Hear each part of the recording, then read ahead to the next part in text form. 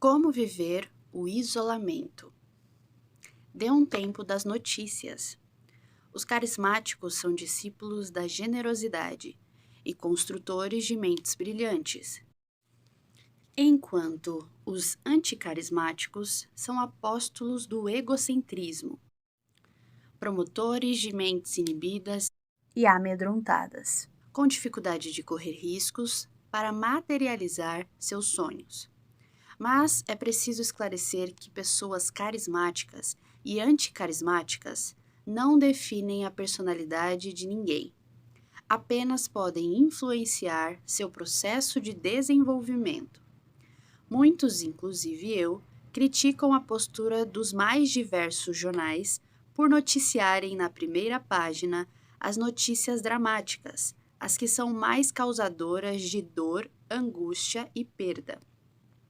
Essa postura da imprensa mundial se deve ao fato de que as notícias que imprimem sofrimento sequestram a atenção do leitor. Mas a que preço? O fenômeno RAM, registro automático da memória, não perdoa. Ele registrará todo o lixo emocional e, pouco a pouco, desertificará a memória com janelas killer, fechando o circuito da memória, CIFEP, e promovendo subliminarmente as preocupações excessivas, o sofrimento por antecipação e a contração do prazer de viver. Os noticiários mundiais, sejam impressos, televisivos ou cibernéticos, na sua ânsia de democratizar as informações e de cativar o leitor, ocupam posição de destaque como fenômeno anticarismático, como promotores da ansiedade coletiva. Notícias dramáticas não são ingênuas, elas são arquivadas automática e involuntariamente. No mínimo, ocorrem 100 vezes mais eventos positivos do que dramáticos, mas eles raramente são noticiados. E quando são, estão tão viciados em informações com alto volume de tensão que as notícias boas, à exceção da indústria do lazer, como os esportes, o cinema e a literatura, não ganham notoriedade, seja nas páginas dos jornais, seja nas páginas de nossa emoção. Agora, precisamos ver que as pessoas viciam-se em informações. Hoje em dia, uma criança de 7 anos de idade tem mais informações do que um imperador romano. Esse excesso de dados gera a Síndrome do Pensamento Acelerado, SPA. Essa síndrome leva as pessoas a detestarem cada vez mais a rotina e o tédio. Elas ficam viciadas em informações, em conectar-se com a internet e celulares. Mas, infelizmente, apesar dessa enxurrada de estímulos, sentem migalhas de prazer. Não somos viciados apenas em informações, mas em informações dramáticas. Parece que algo está faltando se um jornal não mostrar um acidente de avião ou de carro, um ataque terrorista, corrupção de políticos, crises financeiras. Esse uso da informação como droga tem afetado seriamente as relações interpessoais. Aproveite para desenvolver a gestão da emoção dos filhos. Como psiquiatra e autor de uma das poucas teorias atuais sobre o desenvolvimento global da inteligência, sobre o processo de construção de pensamentos, sobre os papéis do eu como gestor da mente humana, entristeço-me muitíssimo ao constatar que a humanidade ainda está na sua infância emocional, embora vivamos na era digital. Alguns paradoxos gritantes confirmam essa infância emocional. Somos treinados para dirigir carros, mas não aprendemos minimamente a dirigir o veículo da nossa mente, a gerenciar pensamentos e a administrar a ansiedade. Somos preparados para viajar para o mundo exterior, percorremos outros continentes e até outros planetas, mas não temos qualquer preparo para percorrer as avenidas do mundo que somos. Permanecemos na superfície do planeta psíquico. Fazemos seguro de todos os tipos para preservar nossos bens, mas não aprendemos minimamente a fazer o seguro psíquico para preservar nossa tranquilidade e saúde emocional. Qualquer estímulo estressante nos invade, preocupando-nos em ter empresas sustentáveis, mas não nos preocupamos com a mais complexa empresa, a única que não pode falir, a mente humana. Somos conectados com o mundo pela internet e pelas redes sociais, mas não aprendemos a nos conectar conosco. Sequer aprendemos a dar um choque de lucidez nos nossos fantasmas emocionais, como o medo, a timidez, a ansiedade, tendências à autopunição e à autocobrança. Diante de tudo isso, não é sem razão que mais de 3 bilhões de pessoas desenvolverão um transtorno psíquico ao longo de sua vida. Algo tão dramático como as piores guerras. Quanto pior a qualidade da educação, quanto menor nos colocarmos na escola da inteligência, mais importante será o papel da psiquiatria e psicologia clínicas. É preocupante saber que, de crianças a adultos, ninguém erra o endereço da própria residência, mas raramente encontra um endereço dentro de si mesmo.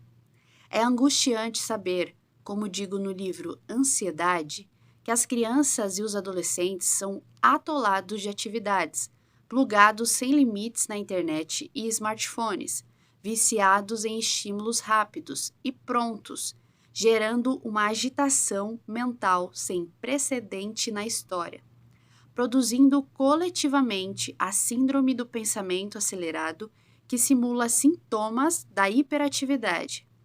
Como já comentado, há dezenas de milhões de crianças e adolescentes em todas as nações modernas, tendo sua criatividade e capacidade de se aventurar asfixiadas, vivendo quase que um trabalho intelectual escravo legalizado, e poucos se abalam. Tenho denunciado esse fenômeno em dezenas de países, e precisamos nos alertar urgentemente. Infelizmente, adultos e crianças estão vivendo uma das minhas conhecidas teses. Se a sociedade o exclui, a solidão é tolerável, mas se você mesmo se abandona, ela é insuportável. Vendo preocupado por onde caminha a juventude mundial, desenvolvi no meu instituto o programa Escola da Inteligência, que contempla as ferramentas mais importantes da inteligência socioemocional. Foram mais de 15 anos de construção e renunciei aos direitos autorais desse programa para que ele seja acessível a alunos de todo o mundo, e já há muitos países interessados em exportá-lo. O programa Escola da Inteligência ensina as regras de ouro das relações saudáveis e muito mais. Ele é inserido na grade curricular das escolas do ensino infantil, passando pelo fundamental até chegar ao ensino médio. Imagine um programa que tem como objetivo melhorar a concentração, o raciocínio complexo, a interação, o altruísmo. Continue imaginando um programa para proteger a emoção, gerenciar a ansiedade, debater ideias, desenvolver o carisma, a empatia. Não é um programa infalível, mas mais de 200 mil alunos já estão aplicando as ferramentas para que o eu deles aprenda a ser o autor da sua história, o líder de si mesmo, um construtor de relações saudáveis. Os resultados são muito animadores.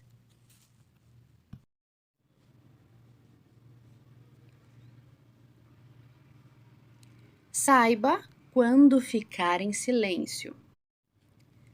Nos primeiros 30 segundos de ansiedade, podemos cometer os maiores erros de nossas vidas.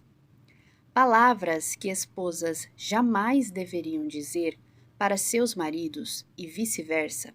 Atitudes que mães jamais deveriam expressar para seus filhos e vice-versa são produzidas quando o eu se torna vítima das janelas killer.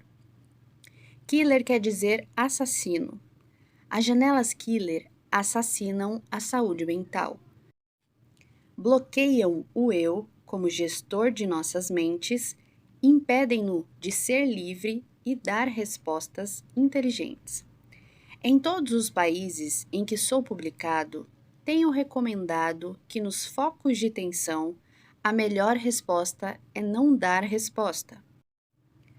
A melhor resposta é não reagir pelo fenômeno bateu, levou, mas fazer a oração dos sábios, o silêncio proativo.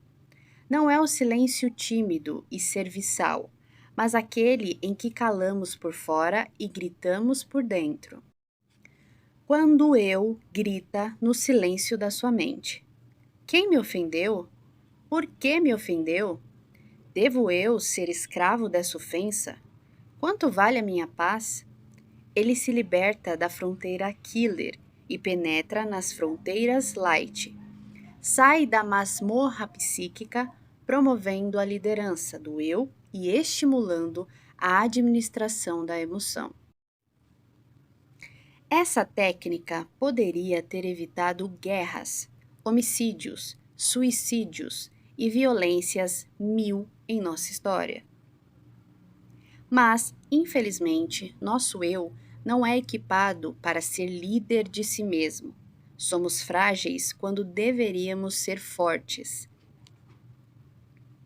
Cuidado para a ansiedade não ficar doentia.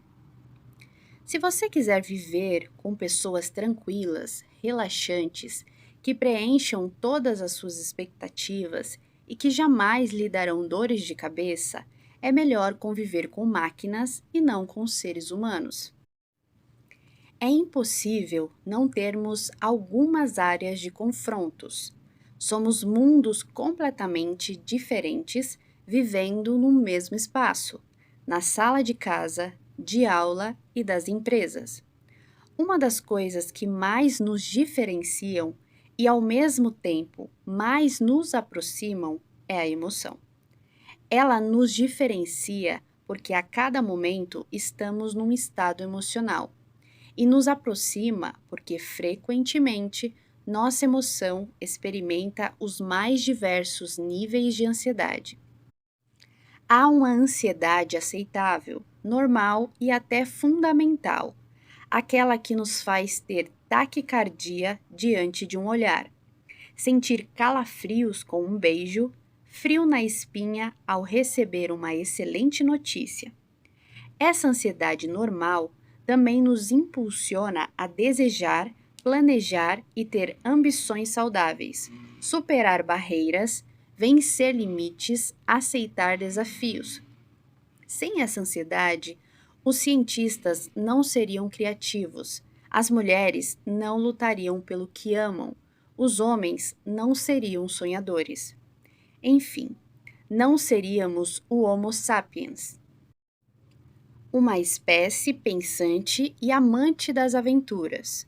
Portanto, não reclame da ansiedade, mas dos altos níveis dela.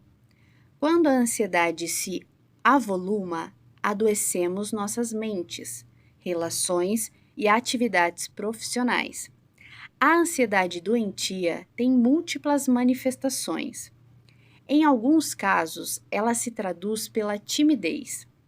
Fala-se pouco, mas pensa-se muito. Outras vezes se traduz pela excessiva extroversão. Fala-se muito e pensa-se pouco. E ainda, outras vezes, traduz-se pelo excesso de atividades, preocupações, obsessões. Por isso, trabalhe para que no isolamento a ansiedade ruim não tome conta. Não cobre demais os outros. A crítica excessiva leva à ditadura da cobrança, que asfixia a liberdade e a saúde psíquica. A ditadura da cobrança decorrente do excesso de crítica é mais grave do que a ditadura do controle advindo do ciúme. No ciúme, controlam-se alguns comportamentos que impõem riscos à perda. Na cobrança, controla-se grande parte dos comportamentos. Se uma pessoa ciumenta também se torna excessivamente crítica, será quase insuportável viver com ela. Momentos felizes se alternam com angustiantes. Tempos relaxantes se alternam com tensos. Uma pessoa excessivamente crítica perturba a todos no ambiente, dos filhos ao parceiro, dos colegas aos amigos. Todos têm de se enquadrar em seu esquema. Ela não sabe elogiar. Ninguém é bom o suficiente. Suas verdades são absolutas. Pau é pedra, mesmo que todos digam que é madeira. Quem critica ou cobra excessivamente está apto para trabalhar numa relação financeira, mas não para construir uma relação saudável. Uma pessoa continuamente crítica é paradoxal. Ao mesmo tempo em que é especialista em apontar erros dos outros, é péssima em enxergar os próprios erros. É ríspida, não admite erros, coloca seus íntimos no presídio dos seus preconceitos. Convivi ao longo da formação da minha personalidade com algumas dessas pessoas. Por um lado, são fascinantes, por outro, dificílimas. Quem tem a necessidade neurótica de fazer críticas possui uma mente autoritária, eleva sua voz e fala mal dos outros com incrível facilidade. Há pessoas que fazem numerosas críticas diárias a seu parceiro. Criticam seu jeito de comer, andar, vestir, falar. Querem produzir um boneco eletrônico e não conviver com um ser humano. Meu marido fala pouco, não elogia, é indiferente, reclama uma mulher. Um homem afirma: minha namorada é impulsiva, reage sem pensar, não suporta ser contrariada. O que fazer? A pior coisa a fazer é criticá-los frequentemente. Não deixar passar nada que a aborrece. A relação vira um inferno. A ansiedade da mudança gera o oposto do que se pretende. Faz o outro se aferrar a seus comportamentos. Os psiquiatras podem usar medicamentos antidepressivos e ansiolíticos para aliviar o humor depressivo e a ansiedade. Mas esses medicamentos não desenvolvem, por si sós, um eu crítico, consciente e determinado a se superar e reeditar a própria história.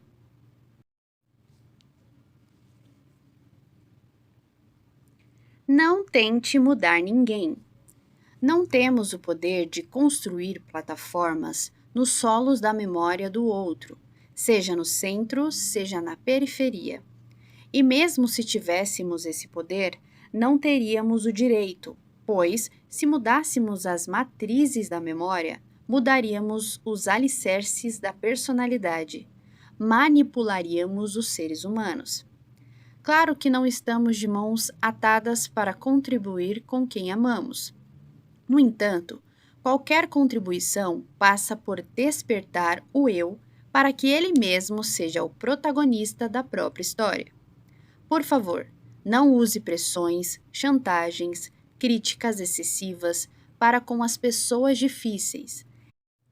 Essas técnicas piorarão quem você deseja mudar e poderão arremessá-lo para dentro das janelas killer. Lembre-se que o volume de tensão dessas janelas é tão grande que bloqueia milhares de outras janelas, impedindo o eu de pensar, fazendo-o quase que imutável. Por que essas técnicas ineficientes sempre foram usadas ao longo da história? Por causa da lei do menor esforço. Não é necessário nenhum esforço intelectual e emocional para metralhar os outros com críticas e apontar seus erros, mas compreender, envolver, estimular a pensar e conquistar uma pessoa difícil exige a lei do maior esforço ampliado. Que tipo de lei você prefere usar?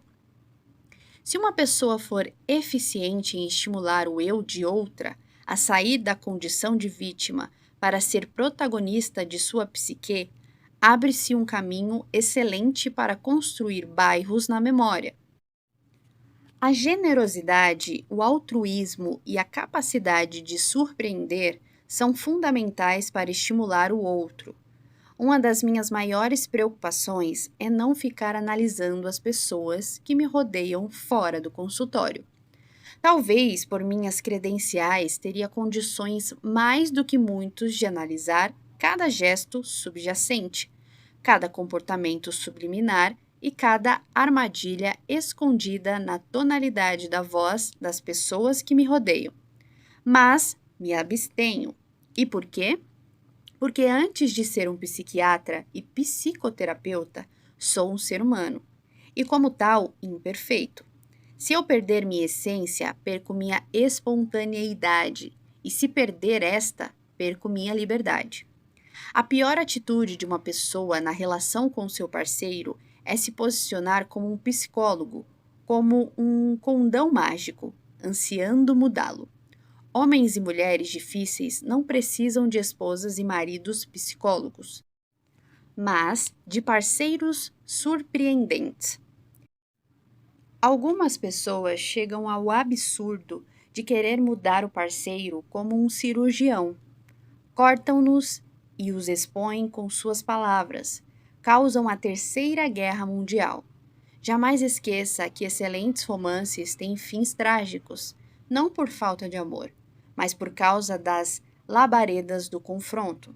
Não seja terapeuta de quem ama, seja uma pessoa romântica e inteligente. Não generalize as críticas. Generalizar críticas? O que é isso? Parece algo distante de nós. Talvez você não saiba do que estou falando, mas dificilmente não cai nesse erro. Infelizmente, pais, mães, irmãos, amantes, professores e executivos perdem sua elegância quando tentam corrigir alguém usando generalizações. Generalizar críticas é usar palavras e frases radicais e apelativas com o objetivo de obter resultados imediatos ou pressionar alguém para jamais cometer os mesmos erros. Dizer, por exemplo, você não tem jeito. Simples frase, mas cortante. Como é possível dizer que alguém não tem jeito? A pessoa não é uma pedra imutável. Proferir sentenças sem abrir uma fresta para a conquista da liberdade sequestra quem corrigimos em uma masmorra. Consequentemente, ele será mais impenetrável. Pais e professores jamais deveriam usar generalizações radicais. Você sempre erra. Você é sempre assim. Essas frases são condenatórias. Demonstram que tais jovens são irracionais, que não têm nenhuma competência, que não conseguem minimamente se superar. Tais críticas são cânceres psíquicos. Desanimam, desencorajam, constroem armadilhas killer em nossos filhos e alunos. Uma mulher diz para o seu parceiro: "Você não sabe agradar a ninguém." Como é possível fazer uma afirmação tão grave? Ele não é um monstro. Se ele não sabe agradar a ninguém, é melhor ficar a milhas de distância dele. Certamente, ela não quis dizer de fato o que anunciou na frase, mas usou uma expressão apelativa e irracional para feri-lo e tentar mudá-lo. Errou 2 vezes. Os homens são especialistas também nesse tipo de chantagem, talvez muito mais que as mulheres. Quem usa as palavras sempre, toda vez, jamais, não, nunca, para corrigir ou apontar erros de alguém está apto para ser um falso juiz e não um educador. Um verdadeiro juiz age com equidade e não com radicalismo. Por mais erros que uma pessoa cometa, em alguns momentos ela acerta, expressa afetividade, generosidade, coerência, lucidez. Esses momentos devem ser celebrados para plantarmos janelas light, que estimulem o desenvolvimento da afetividade e da racionalidade. Quando você corrige, planta janelas que libertam ou aprisionam? Por não conhecer a teoria das janelas da memória, falhamos drasticamente em nossas correções. Primeiro, queremos conquistar o território da razão, para depois o da emoção. Ou seja, primeiro criticamos para depois sermos afetivos. Tal técnica é débil e ineficiente. Deveria ser o contrário. Primeiro precisamos conquistar o território da emoção. Valorizar quem vamos corrigir, exaltá-lo, para desse modo tirá-lo das fronteiras de uma janela killer. Depois, o corrigimos com generosidade e sem radicalismo, ou advérbios apelativos. Se usarmos críticas radicais, devemos imediatamente pedir desculpas. Desculpe-me, exagerei nas palavras. Você não erra sempre. Perdoe-me por dizer que você não tem jeito. Você errou agora, mas tem capacidade para se superar no futuro. Assim, nossos erros ganharão elegância, tornar-se-ão educativos. Mas alguém pode perguntar: pais podem pedir desculpas a seus filhos? Professores podem reconhecer seus erros para seus alunos? Mulheres podem achar que exageraram com seus parceiros? Podem e devem. Os erros dos outros jamais deveriam justificar os nossos. Além disso, pedir desculpas quando exageramos pode produzir um choque pedagógico positivo que leva quem amamos a entender que a maturidade psíquica não está em não falhar, mas em usar os erros para crescer. Se os erros de alguém são inaceitáveis, devemos tomar atitudes e, se necessário, até procurar ajuda médica. Há homens que têm compulsão para gastar, embora alguns sejam bons para ganhar. Contraem dívidas constantes e transformam a vida familiar num oceano de insegurança. Perdas, violências, humilhação pública, fracassos e rejeições sempre foram fontes de conflitos psíquicos, mas na atualidade o estresse financeiro tem sido uma das mais penetrantes causas. Quem quiser ter saúde emocional nesta sociedade altamente consumista tem de cuidar da saúde do seu bolso. Uma pessoa inteligente sabe que romances duradouros são cultivados nos solos da gentileza. Lança com paciência suas raízes nas crises e colhem com perseverança no futuro. Desde que não asfixie seus princípios, uma pessoa inteligente deveria estar sempre aberta para começar um novo capítulo em sua história com quem ama. É possível viver com pessoas difíceis e ser feliz, desde que não tenhamos obsessão de querer mudá-las. Não tenha a necessidade neurótica de mudar as pessoas. Não exija o que os outros não podem dar ou não querem dar. Trabalhe para manter a qualidade de vida. O diálogo está morrendo nas sociedades modernas. A solidão atingiu nossas casas, escolas e empresas. Estamos cada vez mais próximos fisicamente e mais distantes interiormente. Os pais escondem suas lágrimas dos filhos, os filhos ocultam seus sonhos dos pais. Os professores se escondem atrás do giz. Muitos se ocultam atrás do seu status, cultura e dinheiro. Falamos cada vez mais do mundo em que estamos, mas nos calamos sobre o mundo que somos. O conhecimento se multiplicou como nunca na história, mas não estamos formando pensadores. A medicina, a psiquiatria e a psicologia avançaram intensamente, mas as estatísticas demonstram que o normal é estar estressado e ansioso e o anormal é ser saudável. Que sociedade nós estamos construindo?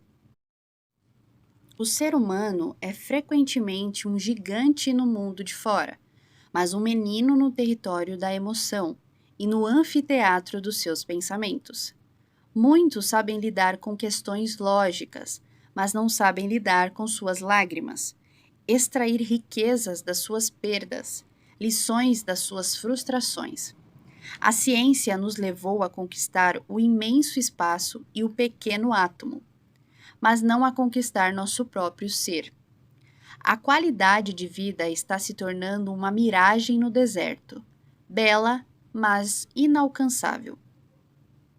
O grande objetivo do PAIQ, Programa da Academia de Inteligência de Qualidade de Vida, é reverter esse processo. Trabalhamos 12 leis da qualidade de vida.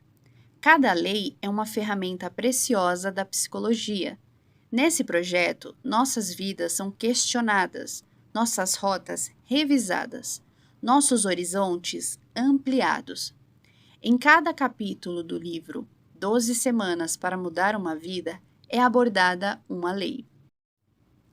Neles, estudamos áreas profundas do funcionamento da mente e do desenvolvimento da personalidade.